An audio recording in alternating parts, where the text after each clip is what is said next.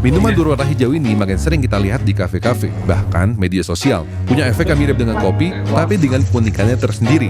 Perlahan, minuman ini jadi sebuah tren lifestyle. We are talking about matcha.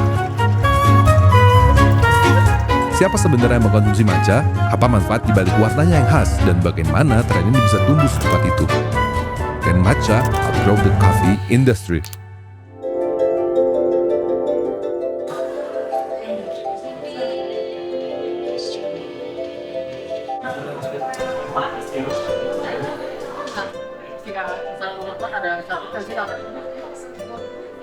Dalam 5 tahun terakhir, matcha berubah dari teh seremoni Jepang jadi gaya hidup global. Secara global, nilai pasarnya sudah menembus 3,84 miliar US dollars dan diprediksi meningkat menjadi 9,86 miliar US dollars di tahun 2033. Sementara, di Indonesia belum mencapai 5% populasi yang mengkonsumsi matcha. We are still in the stage of introduction. So really, the matcha market is still very low compared to the coffee penetration in Indonesia. Yang jadi pertanyaan, kenapa seolah dunia terobsesi dengan matcha dalam waktu yang singkat? Why suddenly, Tija? About the matcha. Untuk kata matcha sendiri berasal dari bahasa Jepang, ma yang arti digiling dan cha yang artinya teh. Digabungkan matcha artinya adalah teh yang digiling. Untuk minumannya, sebenarnya berasal dari Cina dan diperkenalkan ke Jepang oleh seorang biksu Zen bernama Eisai. Di Jepang, kemudian matcha disempurnakan jadi bagian dari tradisi upacara teh. Proses pembuatannya rumit, perlu ditanam di tempat teduh selama 3-4 minggu dan tidak boleh terkena sinar matahari sama sekali. Perintangan, dikukus, dikeringkan, lalu digiling menggunakan batu granit sampai halus. Terbagi menjadi 2, seremonial matcha dan culinary grade matcha. Perbedaannya ada pada waktu pemetikan. Seremonial matcha dipetik pada saat first harvest di musim semi dan pembuatannya membutuhkan waktu 1 jam untuk menghasilkan hanya 30 hingga 50 gram matcha powder. Sementara untuk culinary grade adalah matcha yang menggunakan daun yang dipetik setelah first harvest dan kualitasnya ada di bawah seremonial matcha. Yang berarti, rumitnya proses pembuatan untuk menghasilkan matcha berkualitas jadi salah satu faktor yang membuat harga matcha melambung. 2 faktor lainnya adalah menurunnya jumlah petani di Jepang dari 53.000 di tahun 2000 ke 12.353 di tahun 2020. Dan faktor ketiga adalah perontakan pasokan matcha. So, we have issue, and I'm sure you all also know the issue, that the demand is bigger than the It's higher than supply. Yes. right? It does affect the price. Matcha or Japanese tea is only can be grown in Japan. So from the nature and geographically itself, it's already less than the number of demand. So it's like Japan versus the whole world. Our tea farmers is now around 80s. Yeah. Around 10 matcha bar in Jakarta owners will be joining us to producing their own matcha with us. Because the issue now is that in Japan, our farmers didn't recruit an employees like in a factory in Indonesia. This is all volunteers. So during the harvest season, we'll all tea picking, and majority that we call it ocha sumisang. They're all also elderly. Everything will be slower because it's manual, it's volunteer basis. Yet the whole world now is racing to open a matcha bar, open a cafe, and keep buying matcha. So there is a really big gap, not just like a gap, but huge gap.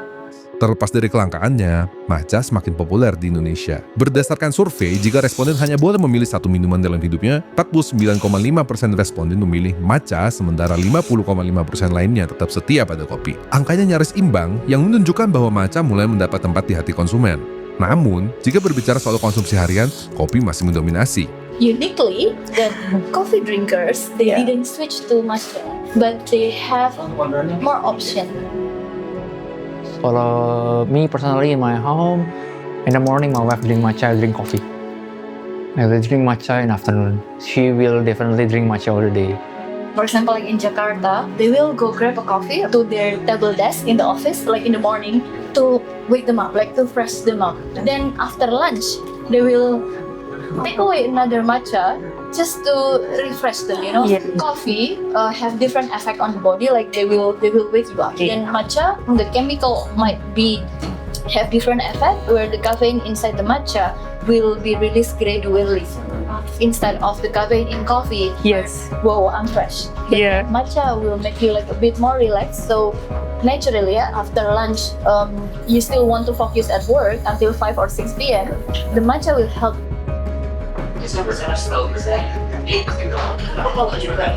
Matcha memiliki kombinasi katekin dan L-theanin yang menahan kafein untuk bekerja perlahan dan memberi fokus tanpa anxiety dengan antioksidan tinggi. EGCG atau sebutan lain dari katekin membantu mempercepat metabolisme, detox hingga anti-aging. Sementara, kopi memiliki kafein yang lebih powerful dan sering jadi simbol hustle culture. Tapi pada sisi lain bisa menimbulkan efek jittery atau bahkan asam lambung yang naik bagi sebagian orang yang mengkonsumsinya. Untuk bikin kita lebih zen, dan itu mungkin orang karena kayak udah mulai fatigue, udah mulai burn out with the society sekarang.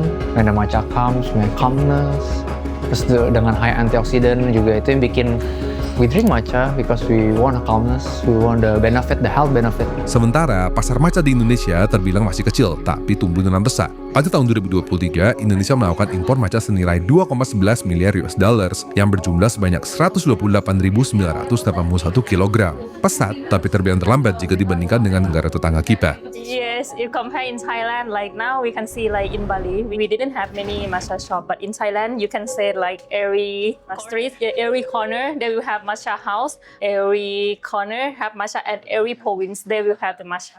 Sebagai perbandingan, kita ambil contoh tren bubble tea. Diadopsi oleh Singapura, Thailand, dan Malaysia pada awal tahun 2010 dan menjadi mainstream pada sekitar tahun 2015.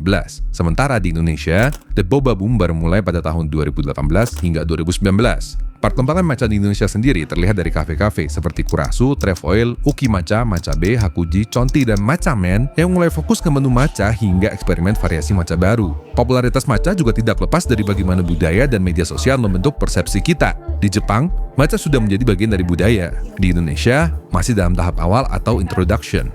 Her teacher, which is around 93-95 years old, still also drink matcha, meaning the matcha itself is longer than 95 years old. It's no longer a trend, but it's a culture. Yes. Matcha memang cocok dengan tren gaya hidup saat ini, mulai dari wellness, mindfulness, hingga rutinitas pagi yang lebih pelan dan tenang. Bukan hanya soal rasa, tapi juga soal pengalaman saat menikmatinya. Tapi, apakah matcha sudah menjadi ritual sosial seperti kopi? Itu kembali ke preference. But if you want a quick drink, kalau kopi di rumah, let's say kita suka manual brew, it have a process longer than matcha. I think it's not a competition. It's helping even the cafe owner or the coffee industry to let people go into their cafe, and if let's say they bring their partners, their friends, or the family, let's say the father and mother who doesn't drink coffee now can have option Yes. with non-sugar beverage that they can enjoy. Yeah. So it's complement. Yeah, I agree with this. Untuk sementara, kopi masih lebih kuat sebagai simbol koneksi, teman nongkrong, bahkan identik dengan produktivitas. Matcha masih menjadi pelengkap, side by side with coffee. Tapi, punya potensi besar untuk jadi alternatif dan bahkan suatu saat outgrow the coffee industry.